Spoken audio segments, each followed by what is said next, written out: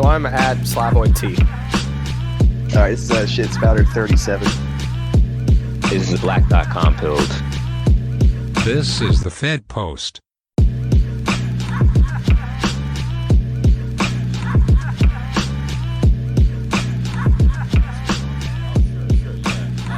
Okay, so basically, I guess the general topic is that you're basically sort of intertwined in the media world in a level that we're not into, and like our audience is not into, and most of our guests aren't even like into that to that degree. So I think the general question is just sort of like about the media ecology in general. Like, what do you think about how it functions that most of us don't know? How do you think it's changing in ways that we're not aware of on the outside? Like in layman's terms, basically, like whatever you could enlighten, whatever you think is pertinent to enlighten us about all. Yeah. I mean, I think that's a really important question for people to consider. I mean, obviously that's a funny way to answer anything else important, but like in terms, it's very, very important.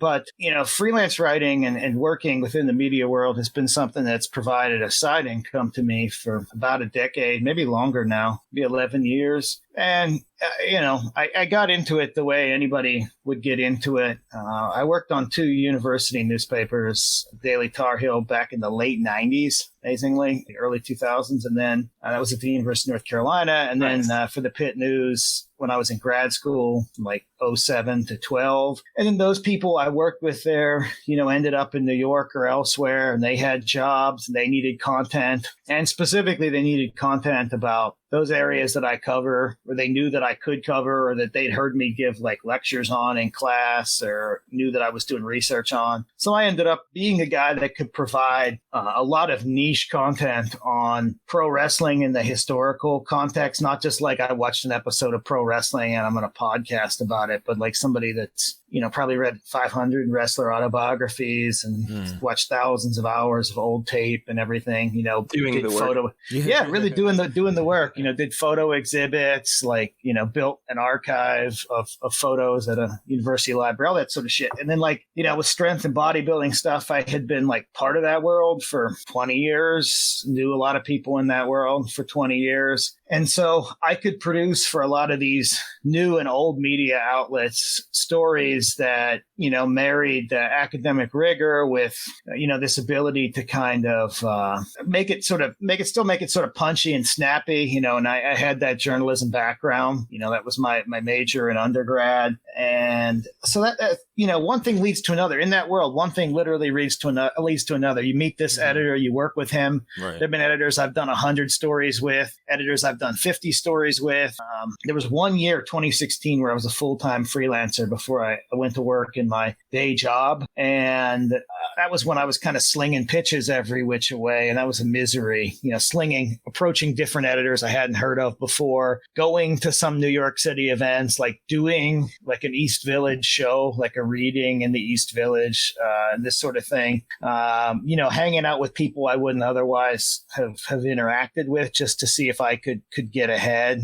I got an agent. I had an agent that found me that year. I was like, oh, maybe I can do something with it. And I mean, the funny thing was I make like the exact same whether I write part-time or full-time, because the big money is with a couple editors who assign things to me. Everything else is just $200 to $400 like gravy here and there. Like, and it's not going to support, if you have 1 or 2 places that might do, $750 or $1,000 a piece, or do some print, or do 75 cents a word with an unlimited word count, then you can bank those. But I can bank those whether I'm doing them 20 hours a week or 50 hours a week, because there's a finite number of them. And that speaks to the media situation in general, which is that outside of those specific things that I do, and maybe occasionally like an essay that's sort of cultural, or, like blends the cultural and maybe the political in some fashion. Outside of that, and like the sports and fitness stuff that I do, there wouldn't be much of a niche for me in media. Like, there'd be nothing unique that I could present. I can turn around content super fast, but that's not really what they need. I mean, most media jobs, anybody could do them. Most could be done by entry-level folks who just kind of work, do whatever stories you need them to do. You don't need a specialist to do a beat. And that's why you find these people that are sort of writing hot takes all the time, or, you know, I mean, like the people that are throwing opinions out there, or Takeconomy that you mentioned. Yeah. I studied those folks, and what kind of, you know, drew my attention to them was just, number one, thinking about like, what's the payoff? Because I'm always thinking about money. Number two, what's like, if it's not the payout, what's the goal? And number three, where do the takes come from? You know, where do the takes and the ideas that they have come from? Do they, you know, are they based on like reading other people's stuff? Are they based on reacting to other takes? And I mean, I finally was just left to conclude that like, that a lot of the best take writers just get on Twitter and kind of, they use a version of Twitter called the TweetDeck. You know, they've got about 5, tweetdeck.twitter.com, I believe, will open that up. And you can run like 5 search windows with your own name and all 5 of them, or your article links and all 5 of them. Have another one up of just like be retweeting people that are sort of influential takers. And I watch people do this. I've watched other journalists do this. They do this so quickly that they can start feeling the takes, and they can start having opinions and ideas that occur within this like blizzard of, you know, this. Yeah. They really do tap the source, and they get in front of the TweetDeck. They tap the source. They're constantly retweeting themselves. And the result is a lot of this idea that, like, number one, you get a lot of takes that are just warmed over versions of the same thing, or, you know, disagreements without a difference that are just essentially personal squabbles for little patches of turf. And then finally, that's how you get the takes to get ever weirder in specific directions. Yeah, it's like a telephone game or something to an extent. Yeah. Like, you know, like one person writes like we should abolish prisons, and the next person writes that we should abolish crimes, you know, and then the third person writes that we should abolish conduct. Abolish all group norms. Yeah. You eventually get to that, you know, and none of those 3 things will happen, which is really important. A good take has to be totally set off in the future. You know, it has to be totally out of reach and totally inaccessible. And the more inaccessible, the better. So like abolishing all conduct, right? That's a long ways off, but it's a beautiful dream. And you can hit people with it in arguments like, oh, you know, you're for having some conduct. You're for having some. You're for having any ways of behaving. Right. Because if you don't understand the take, then you're a heathen. You're like, oh, you don't understand what I'm on. I'm on some next shit. You don't know what. I don't even have time to explain it to you. Exactly. It's classic move. Google. This is like an instance where you kind of like don't want to be an early adopter, because you want to get in there when the shit really starts getting really fucking absurd and off the wall, so that you can just have that sufficiently absurd, deranged take on it. You're anti-necrophilia? Wow, okay. You want to take way it like 5 times removed.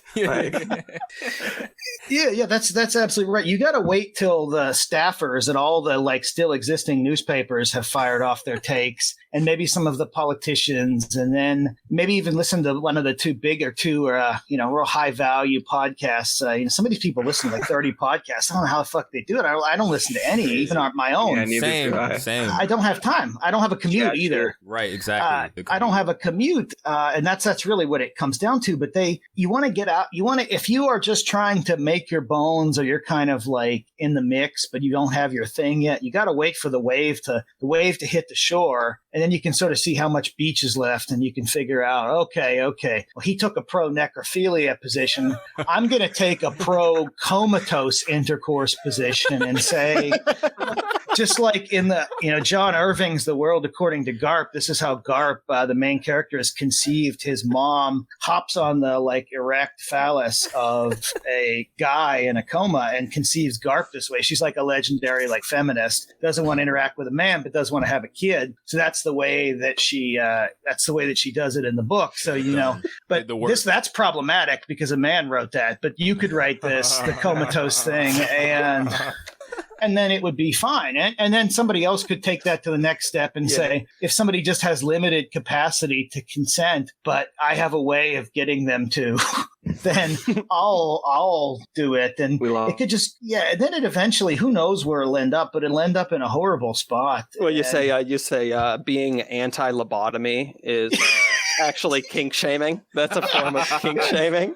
I only have relations with the lobotomized. In fact, I do them. I like a little bit of cannibalism too, just some. Like he didn't want to have an arm, so I ate it, and that's okay. We're just gonna have to get used to it. And if you don't understand it, I'm not getting paid to educate you, even if you're paid to come to the seminar. I'm not doing any of that. But that is how this evolves. I mean, and it's really divorced from any kind of no matter what they say, it's divorced from any kind of governing principles. It's just online culture in this sense. It's online culture, on steroids or on fleek or writ large or whatever you want to say. And I've been deeply fascinated by it for a long time. Because the other easy argument is to say this is all online stuff. It's just kid stuff. It doesn't matter. But this stuff very quickly bleeds over into the mainstream whenever some politician who helps adopt these things,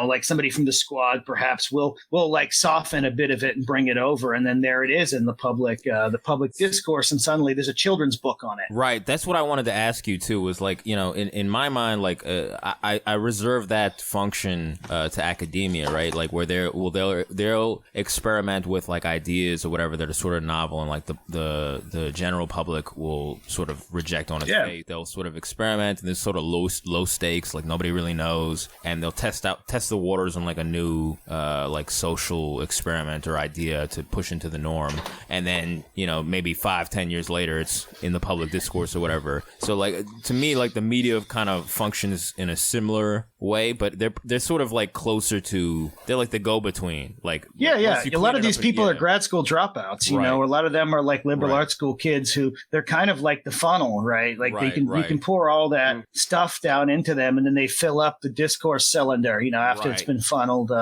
through. Yeah, that's exactly. And there wasn't that speed before, Right. Okay. In the 80s, there wasn't this type of speed. See, that's what I was wondering, as far as how you feel about how things are changing. I guess is that sort of an accelerating thing? Is that? Yeah. Okay. I mean, from being around, being part of it in a small way by 98, 97, 98 to now, I can say that each iteration of the web, each new thing, first there's just chat rooms and MIRC, right? And then you've got things like LiveJournal, and then you've got Tumblr, and now you've got true full on social media. I mean, that made it possible for somebody to drop out of their master's program tomorrow, become some sort of pseudo expert or on Twitter today, and then just kind of get this content out there. Shit, that's me. Fuck. But it's everybody. I mean, it's so many people, and so this stuff. It's exceeded the original source material has far exceeded what its creators could have hoped. It's gone far beyond the walls of the college town, and any of it's fair game for takes. I mean, if I were just in the take game, I'd look around and harvest the strangest ideas coming out of academia and popularize them and push them out and see what kind of reaction. You got to have a strong stomach, you want to be able to, if you're not really going anywhere as a taker, but you just take all the time, you've got to be willing to really just endlessly have bad takes to get to a couple good ones. Chat upon. Yeah. And you might get a few, you might get a real gold one too that goes viral, but it'll help justify all the bad ones that you had in the past too. You can go back to them and say, well, you guys just didn't see it. I've been working this line all along, and now we're ready. It's like having golden hands, but for journalism. That's right. You're playing you're playing a long game.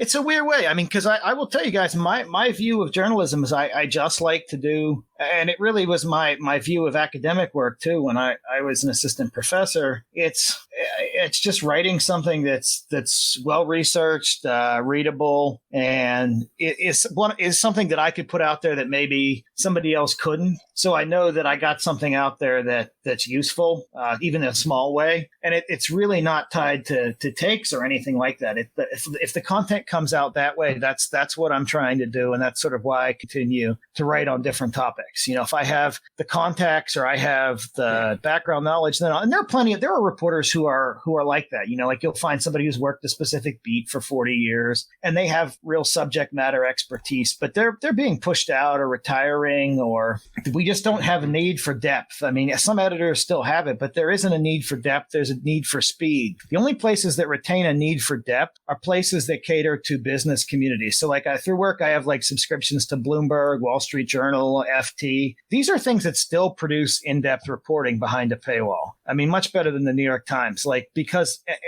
they're tied to important things like financial projections, the health of a company, deep scrutiny of like earnings reports and things like that, deep scrutiny of the underlying like economic fundamentals in a country, because you can't screw around. You're delivering the news to the 1%, at least maybe to the 0.1, but like you're delivering the news to the 1%. And that's the only place that pays for deep analysis. And obviously it's going to be filtered through their own preferences in terms of what they'd like to cover. But there's really only the true finance, not like Forbes, which is just pushing out free blogs all the time, but like the true financial press that's paywalled and has skilled reporters working there is about the only thing that's pumping out good reporting. The rest of it, the Washington Post, New York Times, I mean, there's good reporters there, but it operates in a kind of weird world where people compete, not so much for like who's a good or bad reporter or was that a well-written story. How the fuck do you judge if a newspaper story is well-written? Like, come on, like, where the comma's in the right place, it's great repair. It's a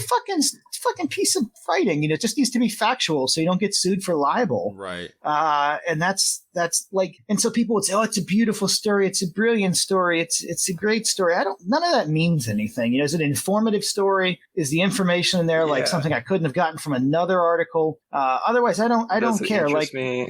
That's it. Yeah, Will I read it from beginning to end? Yeah, that's what the paywall thing is weird. We touched on this before a little bit, but like where it's sort of like this, I can pay for the now after information, and this makes me more informed than you on what's good for all of us. But like you said, that information isn't, you're not the audience. Like most of us are not the audience for it. Like the audience is a small select group of elite people that sort of benefit from it. And I try to keep my ear to some of it just so I know what they're trying to do, just so I know where their head is at. But for most of us, like it's this weird thing where people think that like it's beneficial to them when it's the opposite of that, and they feel like that having repeating and regurgitating all those opinions is sort of like being informed, but it's nothing to do with them. It's nothing. They're not meant to be the receptive people to it. I think it's beneficial to like have a finger on the pulse of knowing like what those opinions and stuff are. Sure. That they're pumping out in these areas. The New York Times and the Washington Post especially, like they're paywalled, but they do signal they do signal much more than the Wall Street Journal and Bloomberg or FT. Like those two, WAPO and New York Times really signal what the correct opinions are. Oh yeah, that's their job. Oh not necessarily the correct news, but the news that's fit print. Oh yeah, it's like that article where they were like, "Don't use critical thinking." And then like like I remember the Atlantic having some article where it was like, "Oh, too many chefs in the kitchen is bad for democracy" or whatever. I remember this a year ago, and I was just like, "Damn, they're really just saying like, they're fuck another democracy." one. Yeah. I was just like, "Damn, they're really just like telling you like, all this popular stuff that's come up in the last couple years, like we'll do whatever it takes to stifle this." And it's just like, that's the utility I see in it, is like read that, or at least see where they're going, and then you can sort of get a feel for what their tempo is and what their agenda is. Like that, there's a lot of utility in that. But to read it and think of like, oh well, this is what I should believe because this is what's best for all of us. That is some backwards shit that I don't know how people believe that. But I mean, it's probably the cognitive dissonance of like, I paid this much money, so it must be in my benefit or whatever. It must make me an expert. And it's always been the function of the New York Times and the Atlantic and the New Republic when it was a much bigger publication than it is now. It was always the function of those things to make the tastes in the society. Right. It's just that we didn't have access to like their Twitter feeds, and we didn't know like their readership was small relatively speaking, and sort of genteel or like middlebrow to upper middlebrow. And these are the people that did control controlled the thoughts that are presented as the thoughts of the country. Like that had always been the case. Right. But today there has to be a higher level of mystification, and you need more people, more hands on deck doing it, because you do have the potential for like truck driver Jim to just comment on an article and point out that it's this seems like kind of BS, or why should I do this instead of this? You need a way to shut him down, and many, many more like him, because a lot of this stuff I believe is just ways of restoring an older status quo using many, many more means of sort of soft controls to reach that point. Many more speech codes, many more you can't says, many more. You just build enough of them in, and you maybe get back to where you were in 1970 with only a certain percentage of folks in on the dialogue, even in 2021, when everybody potentially is just a comment away from being part of the discourse, and which was a strange thing that I began to notice maybe 2010, 11, 12, when I was on Twitter, not doing much on it, but you'd see like a big name journalist dragging a little eggshell account, just like dragging it or saying that they were threatened by this thing. And I would just watch this and I would go, this is an interesting phenomenon. I wonder what's going to come of this. And quite honestly, there was the potential, I think, within all of this stuff, and there have been small examples of it, to sort of destabilize, the kind of, we don't have like a formal, like socialist realism isn't the like style of the country, or something like that. We don't have that formal governmental body regulating truth or regulating what's newsworthy or not. We rely on like a public-private partnership, and this sort of stuff, integrating too many people into the conversational ecosystem via phones especially, that was fundamentally destabilizing. So this is if nothing else, this is a good method for getting a lot of them out of the conversation before they, muddy the waters too much. And I think every society has tried to do that to one sense or another. Every society has tried to create a kind of logic that makes specific people untouchable for various reasons. But they're just they're working harder today. That's what doing the work is.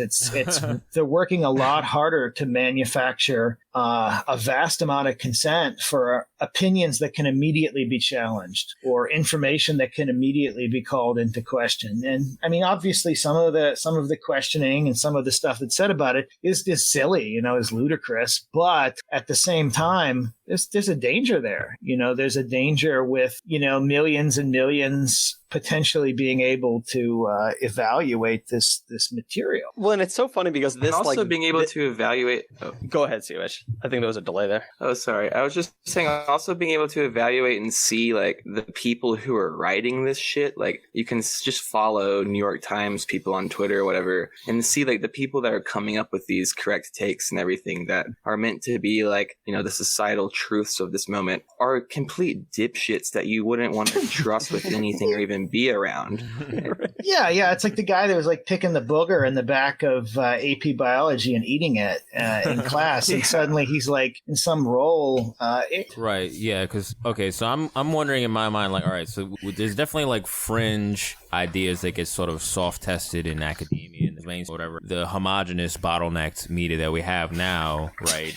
And like, it sort of makes me wonder, like, well, I don't know how to reconcile those two, but like either way, like, there's also the idea of like the fact checking aspect of the media and like, the discourse policing that sort of is all tied into. And like, I want you to know I'm listening to what you're about to say, and my finger is readily hovering above the Pinocchio button. All right. Yeah, right. pants on fire. I'll take pants on fire.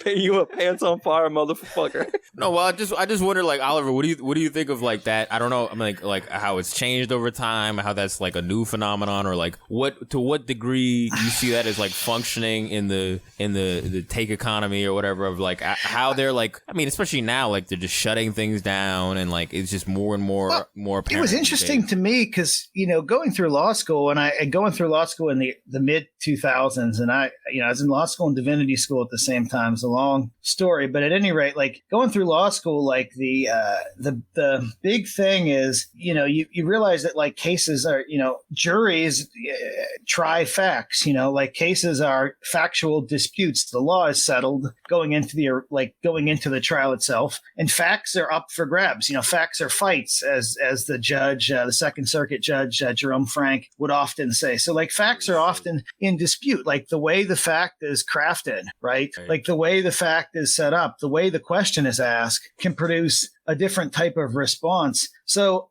where I like to see a correction coming in is when the unusual basement dweller corrects me on something about a pro wrestler's biography, because I know that shit's going to be on point. But when Snopes corrects, candidate Joe, when candidate Joe says, well, this will save 100 trillion over 5 years, and they're like, pants on fire, it will save 93 trillion over 5. Right.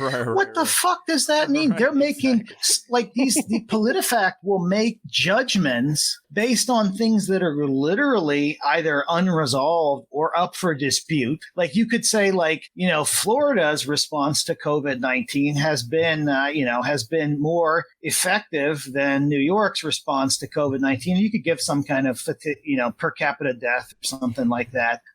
And you could still get a pants on fire instead of a mostly false instead of in dispute type of result. Because I would say the answer to that, I don't think we know enough, right, about some of the outcomes of differing approaches, lockdown, no lockdown, et cetera, et cetera. I don't think we know enough to affirmatively slap a pants on fire for that claim. And yet, the job of PolitiFact is to slap a pants on fire on things that really need more information. And the problem with PolitiFact is the politicizing of facts. There are basic facts, there are, facts that are established by the Social Security death index, dates of death. You go back a couple centuries, even that stuff gets a little shaky. You can get the results of Super Bowls, for example, are pretty well established, but the results of a stimulus package, I don't know that we'll know whether 2.2 trillion or 1.9 trillion is truly going to do more of X or Y or Z or did until much more time has passed. PolitiFact and these things like this, by politicizing the judgment of the truth or falsity of facts, has taken away from the element that some of us had. I was never a fact skeptic. That was actually in position. Some people were fact skeptics. Some people were law skeptics in the 30s and 40s. These were classes of legal academic. But I was always someone that believed in the fight theory of facts, especially with facts that are based on current or evolving information. We need to be determining the validity of these facts by whether we see them working, number one. I got the COVID-19 vaccine, after, seeing, it was kind of something that I had to do, but it was also clear that the efficacy was high enough and the risk was low enough across an ever broadening population that the worst case, I'll do it. Maybe there'll be something problematic 20 years down the line, but that sandwich or that sushi I just ate, there could be something problematic 20 years down the line. So I'll make that decision based on a huge pool of data. I'm getting there. I'm getting a little closer, but we're quick to throw. And I hate seeing this during political debates when really those should be debates where, which set of, that they aren't, but which set of ideas about the approach to governing the nation is preferable, which set of, cultural expressions is not preferable even, but better argued, better presented and more cogent. But instead we get this shit that's pants on fire in real time. We didn't actually win the Afghanistan war, pants on fire. That was not, it actually it wasn't true. He broke up with her. How do we, you know what I mean? These types of things get grades or get Snopes responses. And again, I think we have to distinguish between the two types of facts. One are which these sort of established date and time facts, casualty facts where there have been pretty good counts, but even that kind of stuff can be be up for grabs. Like how are you classifying, what is often like a heart or respiratory failure? What are you slapping on it? There's more to it than that. So even that is up for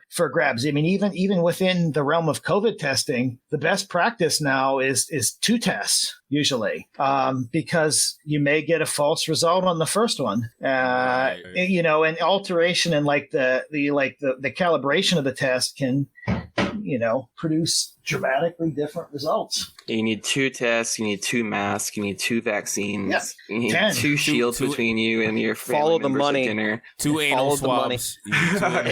2 anal swabs. It's 2 all the way down. This is a vast conspiracy. Yeah. Well, 2 at least. I mean, 10, 20, 30, 40, 50, 1,000. You eventually it goes up get closer. exponentially. Yeah. You eventually get closer to 0 or you get closer to 100%, but never 100% perfectly. I'm on my millionth mask, but I'm still not 100%. Yeah, I mean, in fact, I'm probably passed away at my millionth mask at this point. It's dead under a pile of them. Yeah, right. It's either the weight of the masks or just not getting enough oxygen. I'm sure there's been a Snopes reading or a PolitiFact rendering on 3 masks are better than 2 masks. That might be pants on fire. It might be partially true. Actually, I think there was like a factual judgment on that, which was like 3 masks are better than 2, but higher percentage efficacy. Yeah. But your breathing might be impaired so significantly by 3, which I would imagine would be true. 3 is getting up there that, yes, that's right. So you're going to, but 3 would be the most effective if you could breathe through them somehow.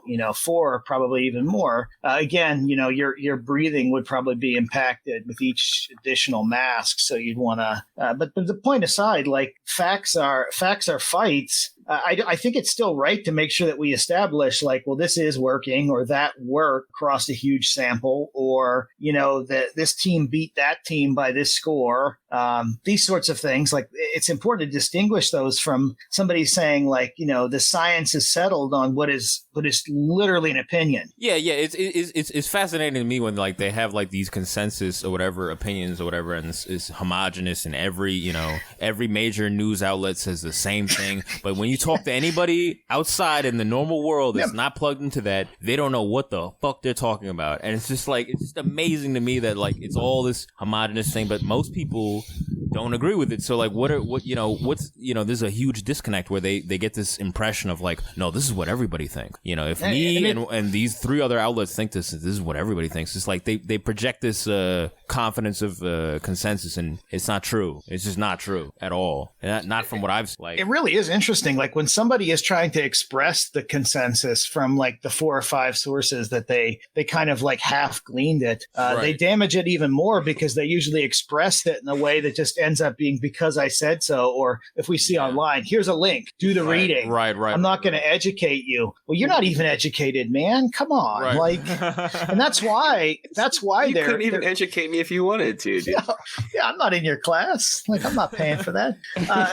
But first off, you're giving me readings. I'm not going to read them. I'm not clicking that link. But that's exactly right, CRK. The whole thing about, you'll see coworkers or friends or whatever, and they'll talk about their opinions about these things. Right. And they're no more or less they're just opinions all the same in many cases, but they're picking up on something that when people are given a consensus that's based on something that it's eventually hard for them to deny, they'll kind of go along with it. But when they're being given consensus point after consensus point on something that's still up for debate, they'll get kind of what's going on here? Or they just won't know it at all, and they'll be confused. Yeah, when the World Economic Forum is you'll own nothing and you'll be happy. It's wait, I already own nothing and I'm not happy. So what the fuck are you talking about? You know what I mean? Yeah, that was decided somewhere. Where does the happiness come in? Yeah. You're vastly underestimating how shitty your world is already if you're not factoring that in here. Yeah, we've already got our Marie Kondo psyop out there, just showing you guys on Netflix that it's good to throw things in the trash, and not only throw them in the trash, folks, but if you see someone trying to pick your stuff out of the trash, your nice stuff, you should kill them. You should beat them up. Don't let them have things either. Don't even let your trash get reused. It won't spark joy for them either. Dude, you're trying to take my big easy chair, that comfy chair. It takes up so much room. I'm not going to let you have it. It'll just ruin your life. You could say you don't have a sleeping surface. Well, that's all right. Spark joy. Sleep on the concrete. Right, That's good for your back. Right. Well, these bums should be grateful because they're living the kind of minimalist lifestyle that I would. My meditation practice would be on point if I was on their level. Yo, exactly. Sometimes they get too cluttered. Like sometimes their areas get too cluttered. I'm sure Marie Kondo would be like, "You don't need this shopping cart anymore. You just need this bindle stick like they used in the 20s that you swing over your shoulder and it has a sandwich in it and a switchblade, and that's all you need to get by on the open road." This old dirty plastic bag does not spark joy. Yeah. All these cluttered empty crack vials. Like, what are you doing? Like, you need to get this together. You just need to use one needle, dude. You don't need to keep changing them out. Just keep the gauge the same. It's fine. I just see 50 empties here. What are you doing? Change your needle, bucko. I mean, that's exactly like there already is that message: tiny houses, owning nothing, having nothing. Oh yeah, it's already out there. But as you said, Sergey, like people are already unhappy. Like having nothing, they already have nothing, and they're unhappy. Like you'll have no chance of having anything and be less happy. Right. Maybe you'll be happier because you don't have a choice. But you need capitalism needs you to have a choice on some things, like choice of foods and choice of identities and things like that you can buy. Those are good. Nothing but choice. I mean, you can choose. Pretty soon, there'll be a lot of emphasis on choosing which neighbor you hate. Which one of your neighbors are you going to turn into the FBI to get $75K? Right, exactly. Yeah. Which kind of person on your block are you going to? Actually, probably not on your block. Which person across town are you going to decide is just an inferior human being? Yeah. Which Hispanic maid do you have is actually a crypto turf? Calling La Migra because she's doing a heckin' transphobia. Yeah, we got her. We got her, boys. Ladies and gentlemen, we got her. We got him. Yeah, that's another one. Another one bites the dust. Little abuela having her head pushed down by a cop as he pushes her into the cab. No, but the way. Well, you should have used the right pronouns. Aside from that, the way they throw around like fascism or whatever for whoever from whatever status and power. I guess before we go off, I wanted to ask, what do you think of that whole the body fascism thing? Considering the gym thing and how they were saying. I've seen so many years and iterations of that. Really, is that an old thing? Because I thought it was fairly new. No, that's that take's been swirling around since the 90s, going into the 2000s, where the gym is fascist, or people who are obsessed with their bodies have weak souls. I saw that on the right wing, from a dissident right quarter who was trying to fight the Bronze Age pervert recently on something over aesthetics. I know. I've seen so many. Yeah, I've seen so many versions of this over the years, and all along, the only reason I've ever weight trained or been part of that community is just so that I can functionally do stuff well. For a long time, it was when I was doing a produce stocking job or something. It literally let me do the work quickly and safely. Right. And, absolutely, mm-hmm. absolutely. I didn't want to. I want to keep doing that work, but it definitely let me, or lets me if I need to put a new fence back behind the house or something, I can get that done much, much faster. And maybe I'll be sore the next day or something, but I'll be in better. So for me, it's always been about function. Form follows.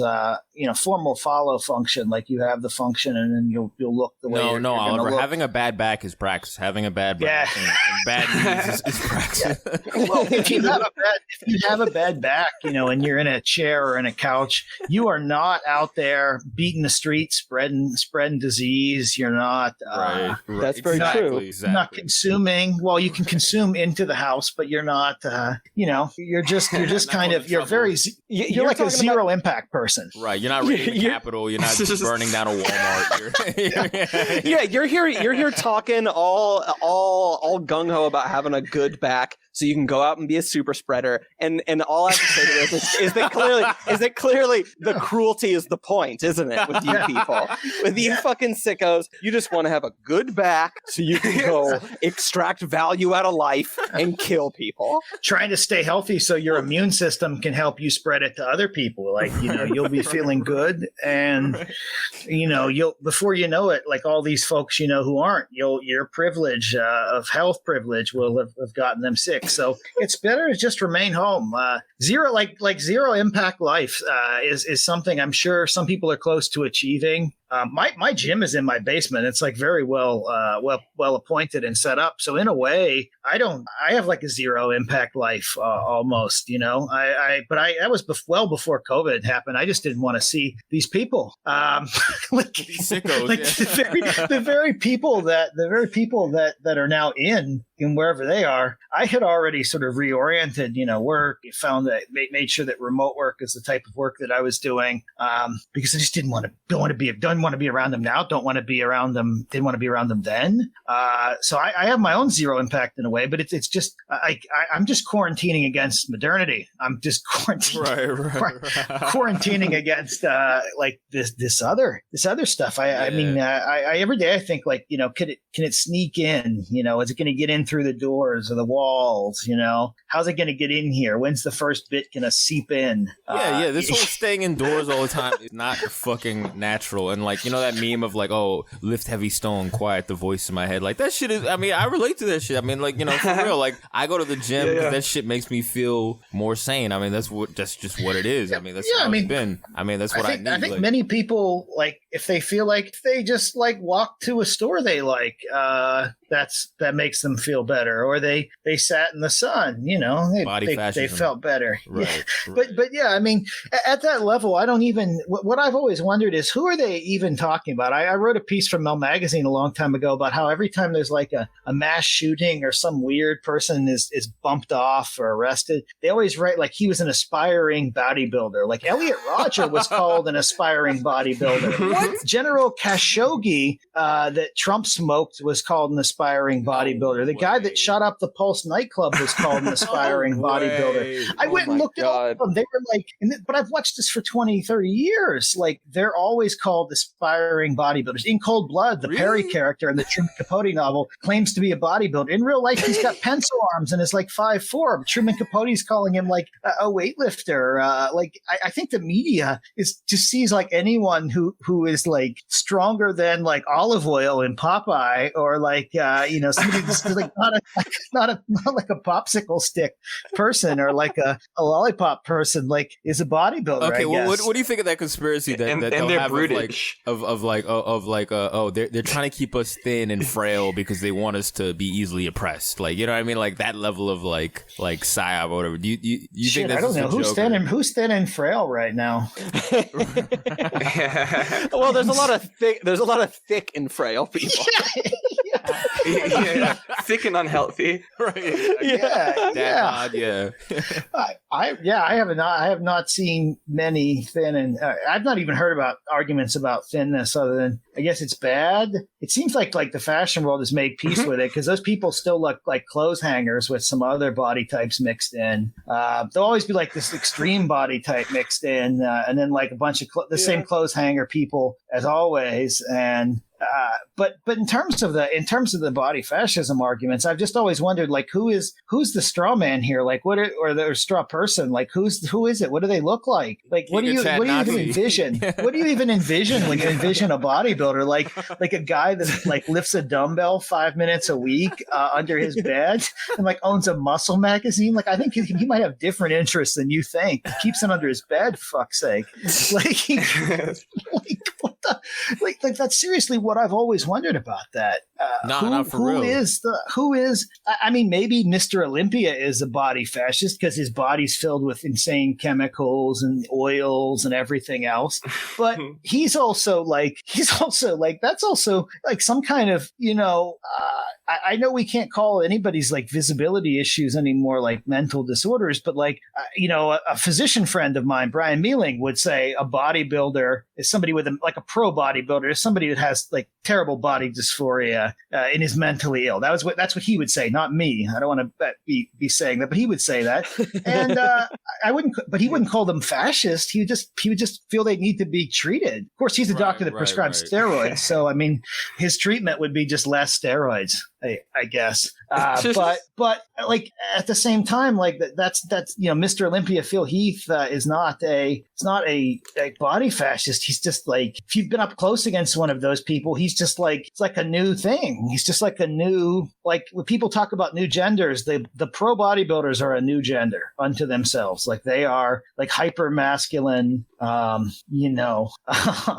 hyper masculine. I'll give you guys a bit of trivia. Like whenever a bodybuilder's house gets tossed by the cops, usually bodybuilders are occasionally like implicated in steroid rings because that's how sometimes like, the vast amount of steroids you got to consume, you're not going to meet the cost necessarily with a pro career a lot of times, especially if you're like, not quite on the Olympia stage or something yet. So if you're a bodybuilder and you're a real bodybuilder, you're getting busted by the police, you usually have your various drug cycles stapled to the wall or posted on the wall somewhere so that the police know that you don't have, that these are for personal use. You are not distributing this gigantic hoard of drugs that would be for like an entire hospital. It is really just for you, and it's going to go in your body. And it's that significant. So like, there are tons of like, usually if a bodybuilder gets tossed, he's, you could very much hit him with distribution charges because he's sitting on a gigantic hoard that the police and even the ones that use steroids. It's a great book on steroid using police called Dopers in Uniform by John Hoberman. But like even the police will look at this and most of the time and think, well, why would you have an entire room just filled to floor to ceiling with these refrigerators and other things if you're not running an operation? And I mean, we'll look at the person you're arresting. That body's not coming out of that body wasn't forged in the gym. That body's coming out of a petri dish and a needle and some other things. So they actually have to do that, and that it does work. That's a defense that often works. You'll get it down to possession. This is like a Frankenstein's monster of just like capitalist narcissism. It seems like a person being mistaken for like the options of a drug cartel because of just like their deep concern with themselves. Like that's so fucking horrifying. Holy shit. My friend Anthony Roberts, who covered the industry for 25 years, is one of the top like steroid experts, true experts, would tell you what your cycle needed to be and everything. When he pulled the Dallas McCarver autopsy, because he always likes to get the autopsies when these guys kick off and post them, and he pulled that, we initially didn't think too much of it because the testosterone figure quoted, it was in the body of the guy at the time. A typical man's testosterone might be like 600 to 700. This is the number you'll get. So you won't think, anything below 300. And like a doctor like Brian Mealing will prescribe, will be able to use your insurance to prescribe testosterone replacement to you. So you'll get, they'll like a $10 copay or something. But like Dallas McCarver's body, we looked at it. I think it initially said something that wasn't like too far out of the realm of like something like 5,000, which isn't that bad. There've been these recorded dopings that have been popped in the Olympics and elsewhere, like 30K. But McCarver's actual testosterone level is by far the most ever seen on record. Is something like 200,000, which would just the amount of testosterone he was taking every day, and probably what was an off cycle when he passed away of a heart attack. You can't even put it into to words. Like you can't even, and you know what? He was big. Like I got to meet him in 2016 at the Mr. Olympia. Like when they walked through the sort of press pit area there. He was tall for a bodybuilder too, almost 6 feet. A tall man in bodybuilding is between 5'10" and 6'1". That's like very tall. That's like 7 foot in the NBA. Is it true the rumor of like, it stunts your growth if you do it young? No, I mean it could.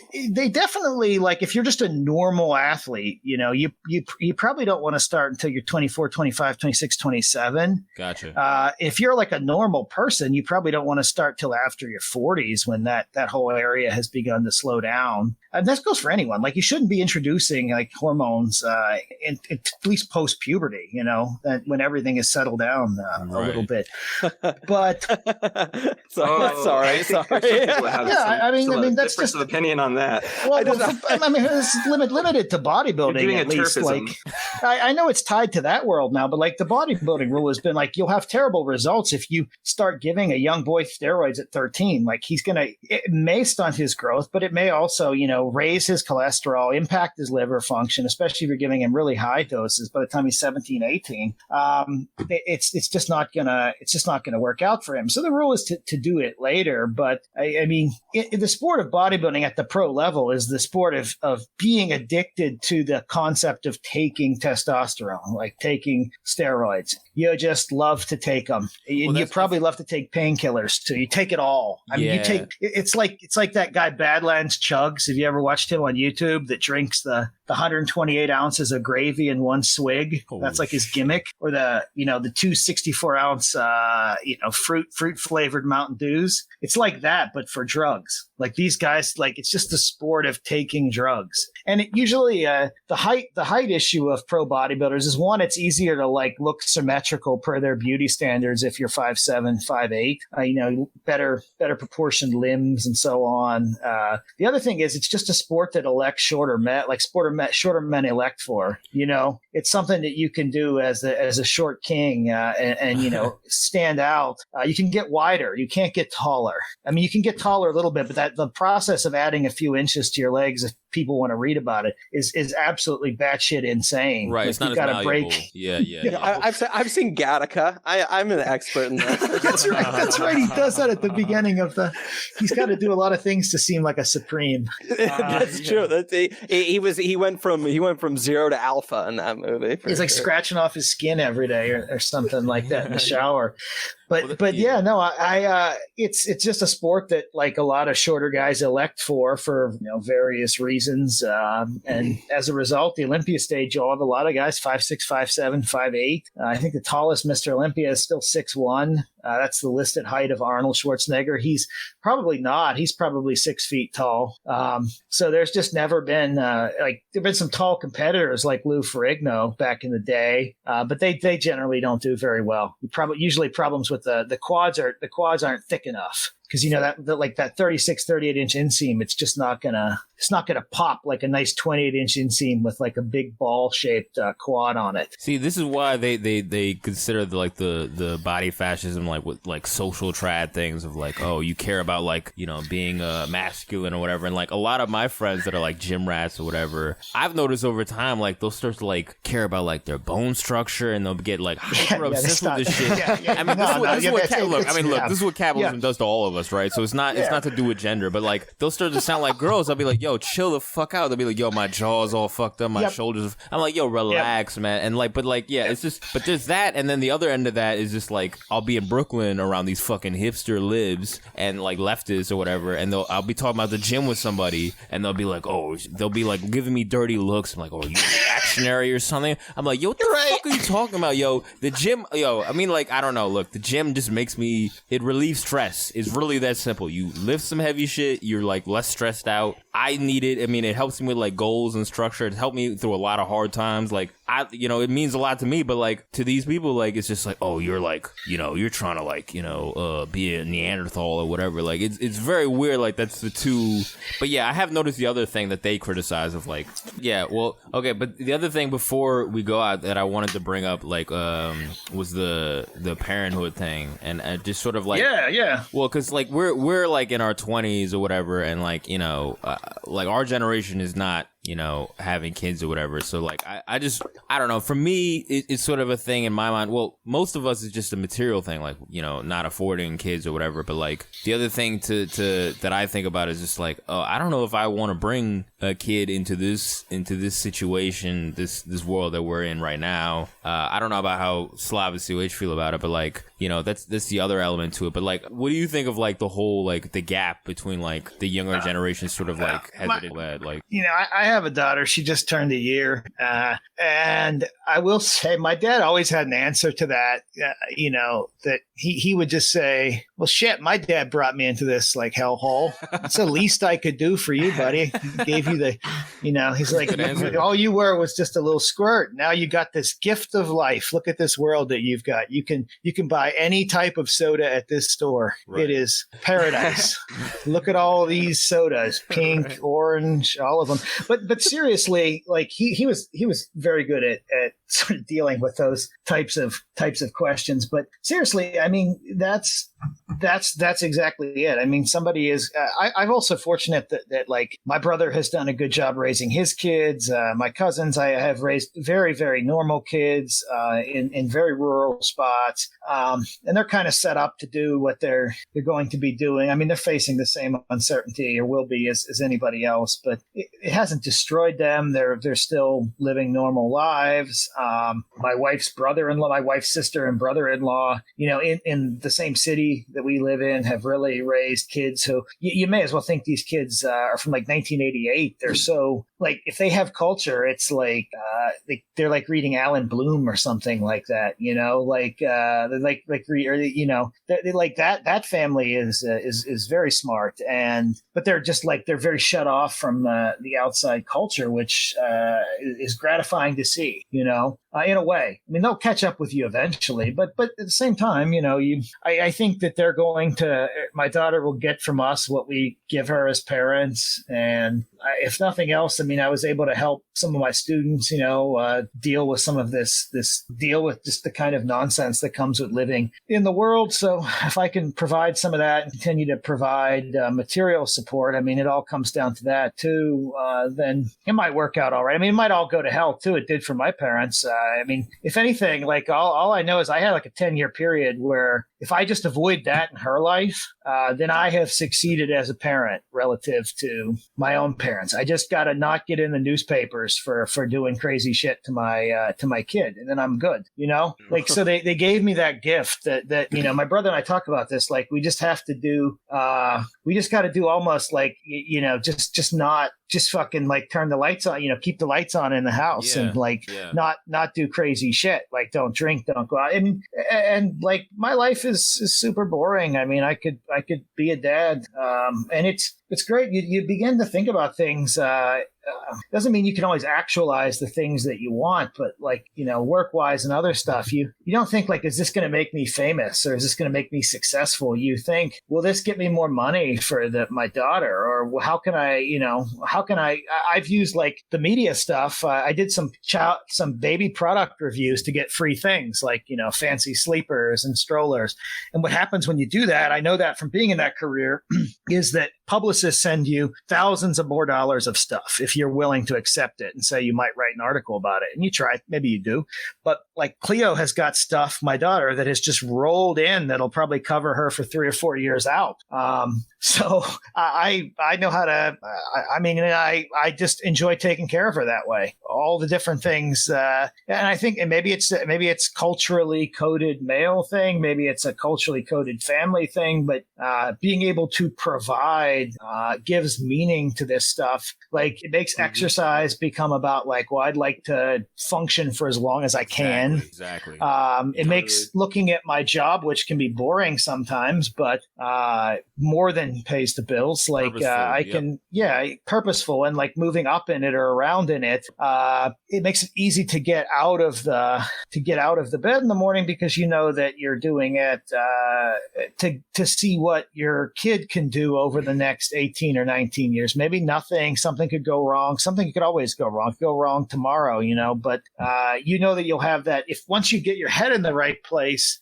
It's something that, you know, will help turn off. And I never quite had it the same way. I know that, you know, our generations have become more and more self-absorbed, you know, mine and then yours, and for sure, probably the kids below it are even more self-absorbed. Absolutely. So if your goal is to become less self-obsessed and to move beyond the self, or you start seeing too how your kid is like an extension of you and your family and your relatives and your community. You really do. And if you I know this things might be problematic, but like there's something that like is inherently you connect with that, and so you want to see them do well or grow up to see what they can do with what you set them up for. Maybe it'll be a lot, maybe it won't, but absolutely. There's dudes our age that just like wake up and our main goal is just how to take care of ourselves or whatever, and it just sort of feels empty. Like where to order the Grubhub, smoke a fucking bowl. Exactly, that's all right. Yeah. Go on a date or whatever, do whatever. Like, I'm not knocking it. No, yeah, exactly. But then, yeah, exactly. There's sort of like and something that I've always respected of like people that were parents, especially like dudes that had kids at a young age. They always have way more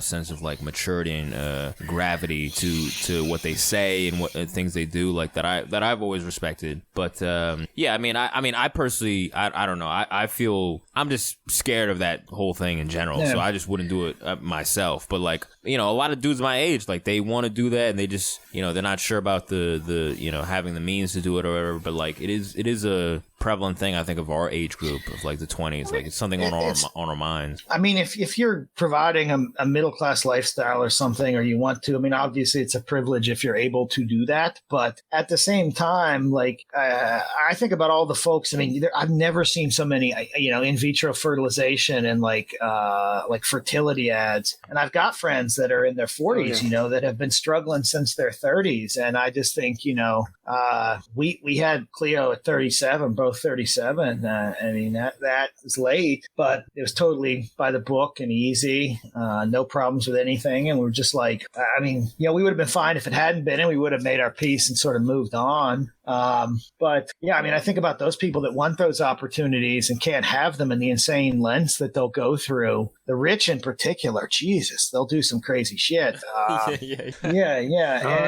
It makes me, there is something that I'll say, like my dad used to say, like if there, and it was about something else, he would say, when he was alive, take a guy like Jeff Bezos, he'd give it all back if he could have hair. Right.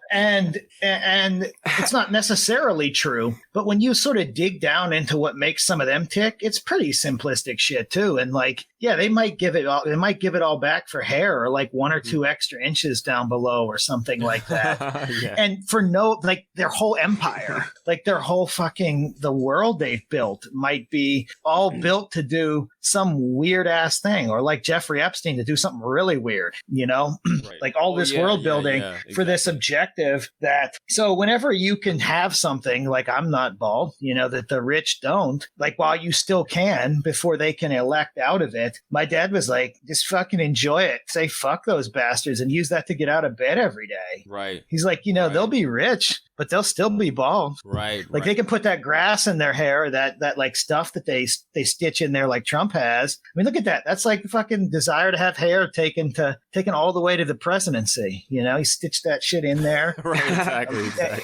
It's actually stitched in. That's what good for him. He wanted it. He pursued it. They stitched it in with like needle thread. And it looks lifelike. I guess, like the slight delay was the best part of that. He's got that thing in that weave, that like biological weave in there. But I mean, like if you want solace out of nothing else in the world that's pretty awful, think of those things. Right.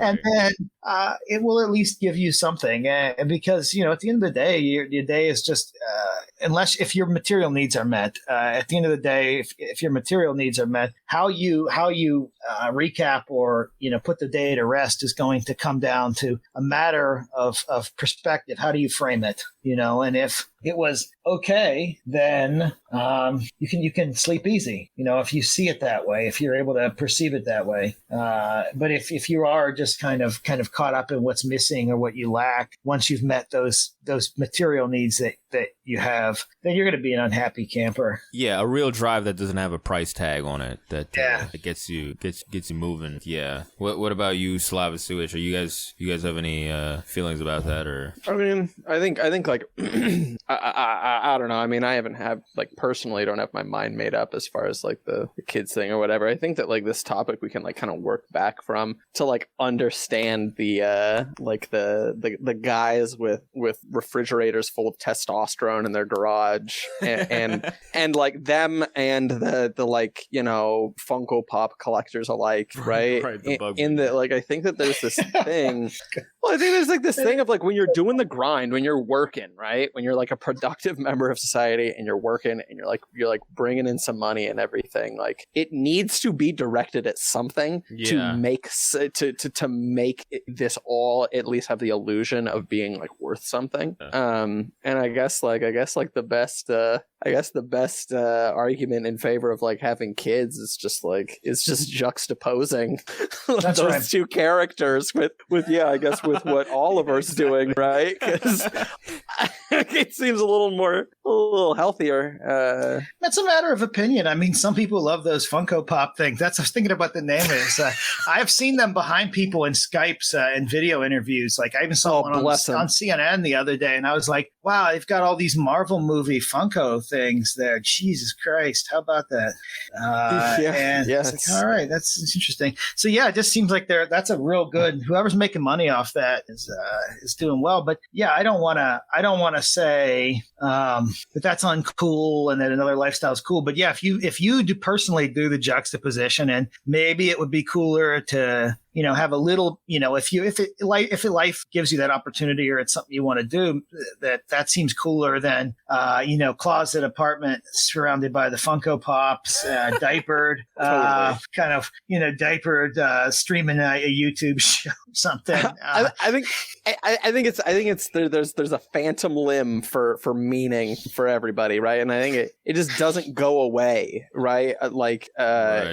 If you didn't have kids, or like everybody is expressing it in some way, right? Like it makes me think of like the David Foster Wallace bit of like everybody worships, right? I don't think you don't worship something, right? And like, I don't know. I mean, that shit's coming back in. It's coming back around whether you want it or not. Like you say you hate kids, and you know you want to tax childbirths to slow down the population growth for green, and yet you got 52 doggos and puppers around there that you're like diapering like baby monkeys or something like that, and because you can't help it, because something's going to come around. Like that's why I'm not criticizing that lifestyle or praising mine.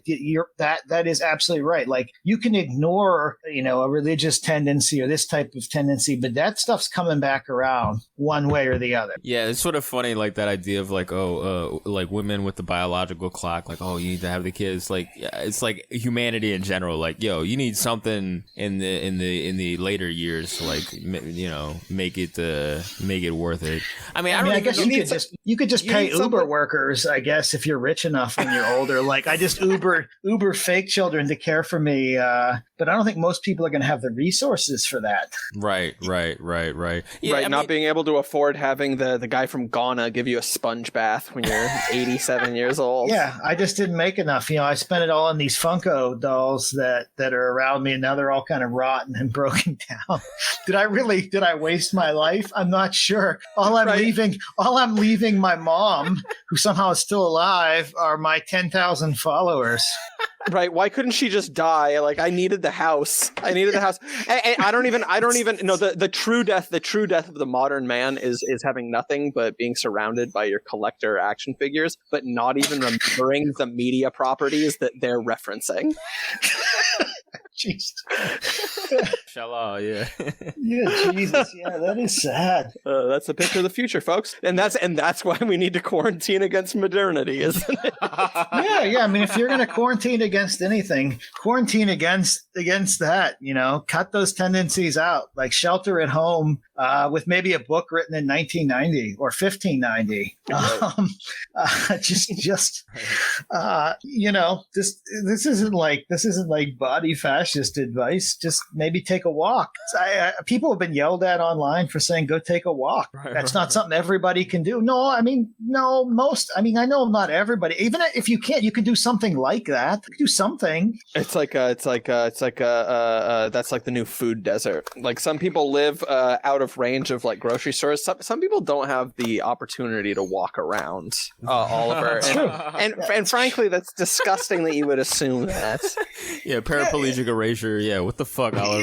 Yeah, I'm sorry. At the next presidential debate, we need Biden in the next go round of this fucking farce. We need Biden to advocate for Americans to pace back and forth manically in their living rooms. I don't know if you guys are too young to remember him, but like all I know about walking around is that if Bob Weiland completed like several marathons on his hands. He has no legs. They got blown off in the Vietnam War. And so in addition to being like a strength coach in the NFL, he also ran marathons on his hands. So I wouldn't say he's a body fascist. I would just say he probably made the most of whatever the hell was going on there. Right.